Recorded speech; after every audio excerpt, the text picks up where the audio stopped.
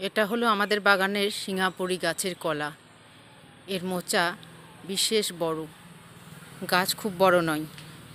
গাছটা যে হাইট, মোচাটা পড়া শেষ হলে প্রায় মাটি ছুঁয়ে যাবে।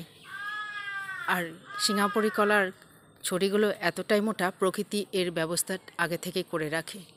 একটা ছড়ির সঙ্গে একটা ছড়ির গ্যাপ অনেকটা বেশি, যেটা অন্য কলার ক্ষেত্রে হয় না। যে কলার যে সাইজ, তার গ্যাপ তেমনভাবেই প্রকৃতি তৈরি করে। এই কলাগুলো যখন মোটা হবে অনেক বড় বড় হবে, সেই জন্য এর এই গ্যাপটা আগে থেকেই প্রকৃতি তৈরি করে রেখেছে। আর এই গাছটাকে এই কলার কাঁধ থেকে রক্ষা করার জন্য সাপোর্ট সেও প্রকৃতি করে রেখেছে।